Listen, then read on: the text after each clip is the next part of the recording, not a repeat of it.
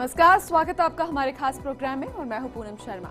प्रदेश में गरीबों को बंटने वाले गेहूं की कालाबाजारी धड़ल्ले से हो रही है। दरअसल गेहूं का ब्लैक मार्केट अभी भी खुलेआम चल रहा है। पुलिस प्रशासन और सरकारी नुमाइंदे बड़े बड़े दावे जरूर करते हैं कि इन पर जल्द से जल्द लगाम लगा दी जाएगी, गरीब को उनके हक का गेहूं जरूर मिलेगा। लेकिन अफसोस ऐसा होता नजर नहीं आ रहा। दिखाएंगे पूरी रिपोर्ट, लेकिन उससे पहले आज बात करेंगे उस परिवार की जो शहर गए थे अपनी जिंदगी संवारने, लेकिन उन्होंने ये बिल्कुल नहीं सोचा होगा कि वापस लौटते वक्त अपनों की जान ही चली जाएगी। लेकिन झूलते तारों ने लीन लिया उनका परिवार और प्रशासन कहता है कर रहे हैं इंतजाम। इसलिए बात सबसे पहले झूलती मौत की।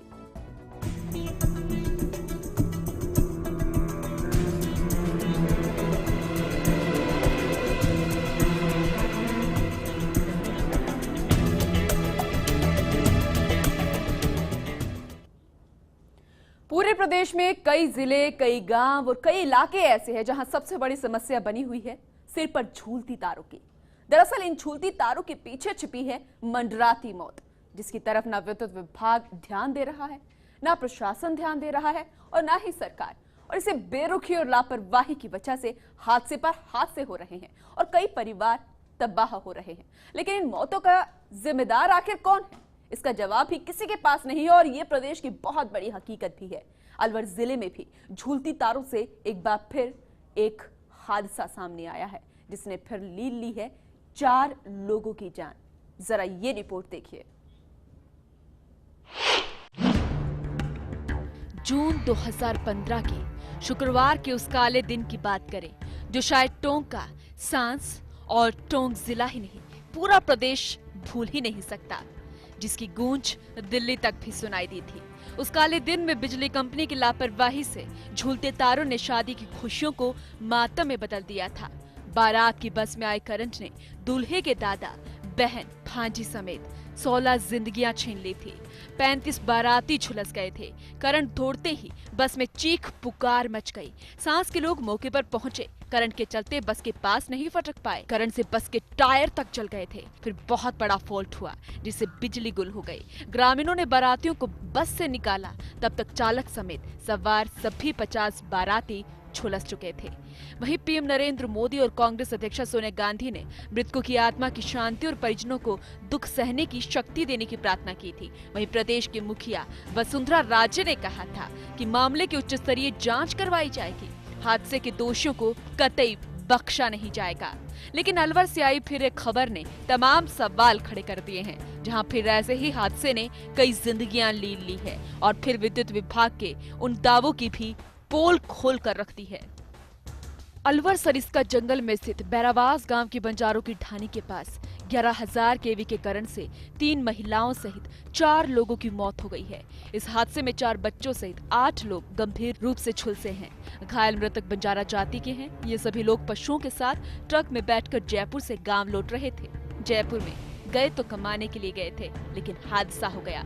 11,000 केवी लाइन के ट्रक से छूने के कारण ये हादसा हुआ और घटना देर रात हुई। जानकारी के अनुसार ट्रक में काफी सामान भरा हुआ था। गांव से कुछ दूर पहले सड़क के ऊपर से जा रही 11,000 केवी लाइन से चारपाइयों पर बैठे लोग टकरा गए। लाइन टूटकर ट्रक पर गिरी और पूरे ट्रक में करंट फैल गया। हादसे में तेजा बंजारा, उसकी पत्नी सुनीला और केवला की मौके पर ही मौत हो गई। गंभीर रूप से झुलसी ममता ने अस्पताल जाते समय रास्ते में ही दम तोड़ दिया। वहीं घटना का पता लगने के बाद आसपास के ग्रामीण इकट्ठा हुए। बांसुर विधायक शकुंतला रावत ने घटना की जानकारी अधिकारियों को दी। ग्रामीणों ने बिजली विभाग को सूचना देकर लाइन कटवाई। तो वहीं घटना का पता लगने के बाद एसपी कैलाश चंद्र बिश्नोई घटना स्थल पर पहुंचे और जिला कलेक्टर भी अस्पताल में पहुंचे और घटना का जायजा लिया।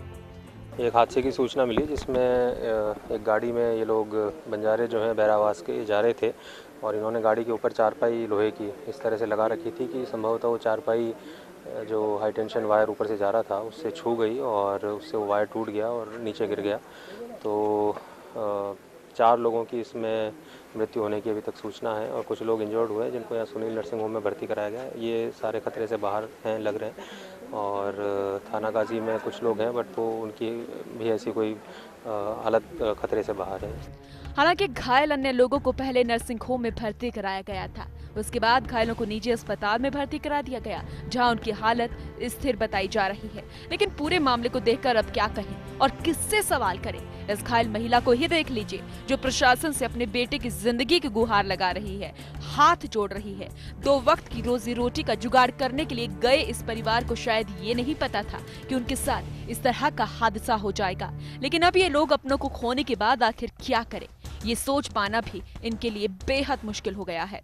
वाकई विद्युत तंत्र की समय से देखभाल ना होना अब चिंता का विषय है।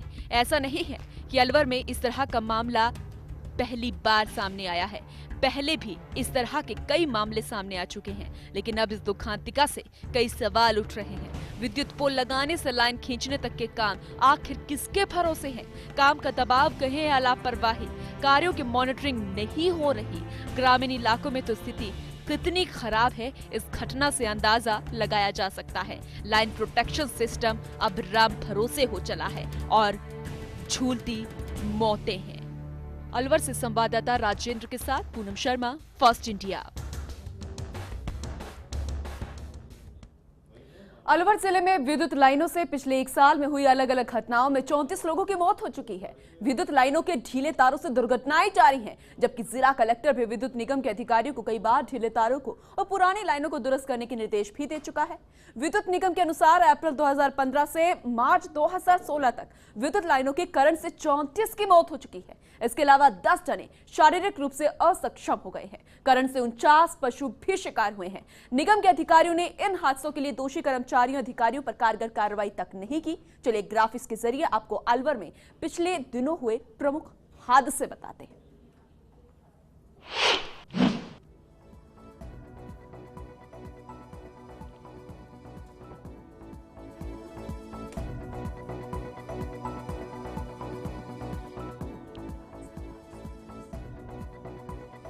इक्कीस जून को निमराना में घर के बाहर से गुजर रही विद्युत लाइन से छू जाने से एक व्यक्ति मौत का शिकार हो गया।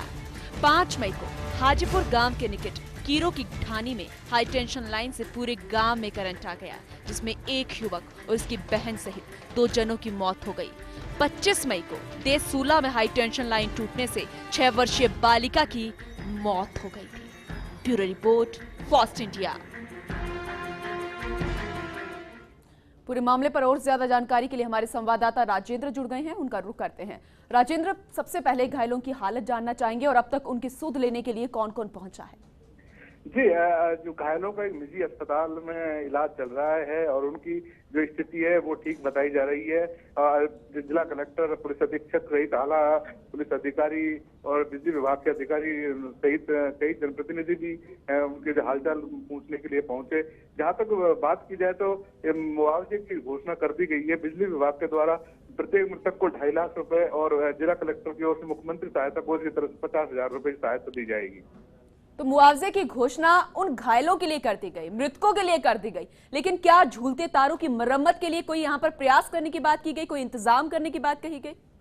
जी, जो बिजली विभाग के अधिकारी हैं उनका कहना है कि वो इस मामले के लिए उच्च स्तरीय कमेटी का गठन किया गया है जो जहां मामले की जांच करेगी। लेकिन इस तरीके के मामले पूर्व में भी पूरे राजस्थान भर में देखने को मिले हैं। अलवर में भी लगातार इस तरीके के जो आंकड़े हैं, पिछले 15 महीने का अगर आंकड़े को देखा जाए तो 43 लोगों की मौत का जो मामला है तो वो कहीं ना कहीं पिछले 3 महीने में ही 10-11 लोगों की मौत हो चुकी है। तो कहीं ना कहीं ये पूरे जो आंकड़े हैं वो कहीं ना कहीं दर्शा रहे हैं कि बिजली विभाग के जो अधिकारी हैं, जो तकनीकी अभियंता हैं, वो कहीं ना कहीं लापरवाह हैं और फील्ड में नहीं जाते हैं और केवल कागजी कार्रवाई में लिप्त रहते हैं। तो उसका जो खामियाजा है आम जनता को उठाना पड़ रहा है। बिल्कुल, लोगों को परेशानी तो हो रही है, अपनी जान से भी हाथ यहाँ पर धोना पड़ रहा है। राजेंद्र, यहाँ पर ये जानना चाहेंगे कि ट्रक को 11,000 केवी की जो विद्युत लाइन थी वो छूने से ये बहुत बड़ा हादसा हो गया, लेकिन जानना चाहेंगे कि वाकई उस दौरान हुआ क्या था? जी, पूर्ण में जयपुर से जो ढानी है बैरा का बास के जो लोग हैं वो जयपुर के पास में भट्टों पे ईंट भट्टों पे काम करते हैं। क्योंकि बारिश का जब दौर समाप्त शुरू होता है तो उससे पूरे ईंट भट्टों का जो काम है वो बंद हो जाता है। उसके बाद पूरे परिवार जो वहाँ थे वो एक ट्रक में भर करके आ रहे थे और देर रात जब ये गांव से मात्र 500 मीटर दूर थे, जैसे ही इन्होंने गांव के लिए टर्न किया तो उस जो ट्रक था। चलिए बिल्कुल राजेंद्र, मैं आपको रोकना चाहूंगी क्योंकि एमएम कुर्मी जी हमारे साथ जुड़ गए हैं, अधीक्षण अभियंता है बिजली विभाग के, उनका रुख कर लेते हैं। स्वागत है आपका एमएम जी। हेलो। हाँ जी एमएम जी, फर्स्ट इंडिया में आपका स्वागत है। सवाल बस इतना सही है कि बैरा गांव जो है, वह बैरावास जो गांव है, अलवर में जब वो आ रहे थे जयपुर से लौटते वक्त बंजारा परिवार हादसे का शिकार हो गए झूलते तारों की वजह से। लगातार इस तरीके के मामले सामने आ रहे हैं, क्या कुछ कहना चाहेंगे? इसमें तार झूलते हुए नहीं थे जी, तो ऊंचाई पर ही थे। ट्रक में काफी ऊंचाई तक सामान भरा हुआ था जी, और ट्रक के ऊपर लोग बैठे हुए थे, जी। जिस कारण से हादसा हुआ है। लेकिन अगर परिवार की बात करें तो वो तो हमेशा ही इस तरीके से सामान रखकर आते रहते हैं, लेकिन यहाँ पर बैठ करके, ट्रक के ऊपर बैठ करके जी। लेकिन दूसरी अगर हम बात माने, अगर इस हादसे को भी हम छोड़ दें, यहाँ पर 4 लोगों की जान चली गई है, लेकिन आप यहाँ पर इस तरीके के एक्सक्यूजेस बता रहे हैं। लेकिन अगर पहले हादसों की हम बात करें, सिर्फ अलवर की बात करें, तो यहाँ पर लगातार हादसे के शिकार यहाँ पर लोग बन रहे हैं सिर्फ झूलती तारों की वजह से। नहीं, क्या उस पूरे मसले पर आप क्या कुछ कहना चाहेंगे? इन दिनों में कोई झूलते तारों की वजह से कोई दुर्घटना घटित नहीं हुई है। पशु इसके शिकार हो चुके हैं, खेतों में किसान इसके शिकार हो चुके हैं। नहीं, तो कोई शिकार अपनी गलती से हो रहा है, वो बात अलग है।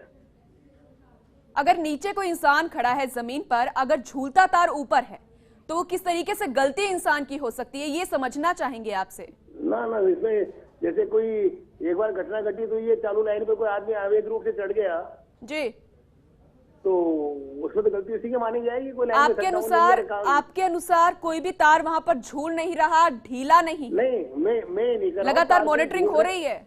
जहाँ कहीं तार झूल रहे हैं हम उनको चेक करवा रहे हैं, सही करवा रहे हैं। गलती आप मानते हैं अपनी कि हाँ, जहाँ कहीं हमारे तार ढीले हैं जी क्षेत्र में, कहीं पर भी जिले में जी, वो हम उनको सही करवा रहे हैं। उम्मीद करते हैं इस हादसे के बाद आप थोड़ी मॉनिटरिंग यहाँ पर करवाएंगे। बहुत बहुत शुक्रिया फर्स्ट इंडिया से बातचीत करने के लिए।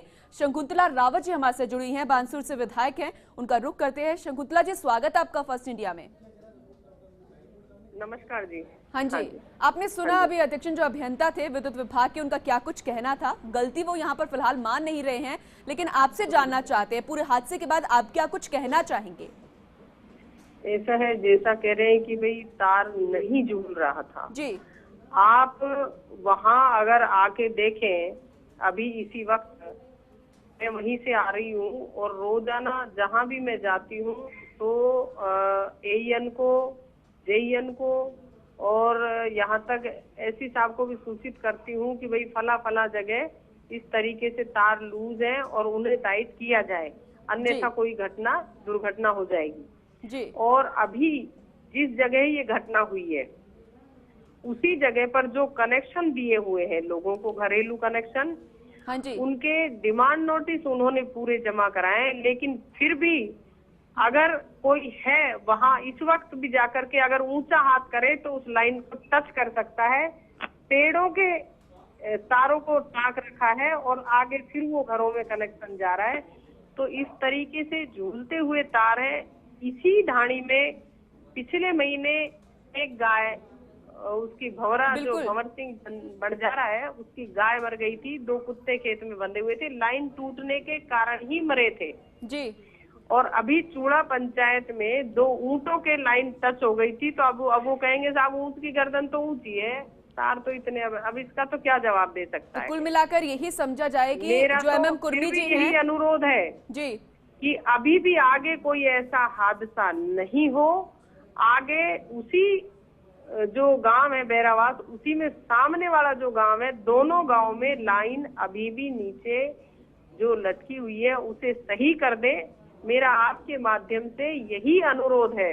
ये तो देखा आपने किस तरीके से एमएम कुर्मी साहब जो है पूरे मामले से बचते हुए नजर आ रहे हैं, लेकिन जो हकीकत है वो हम आप तक पहुंचा चुके हैं, तस्वीरें आपको दिखा चुके हैं। चलिए फिलहाल वक्त एक छोटे से ब्रेक है, लेकिन आप कहीं मत जाइएगा क्योंकि ब्रेक के बाद हम बात करने वाले हैं गेहूं के ब्लैक मार्केट की। एक छोटे से ब्रेक के बाद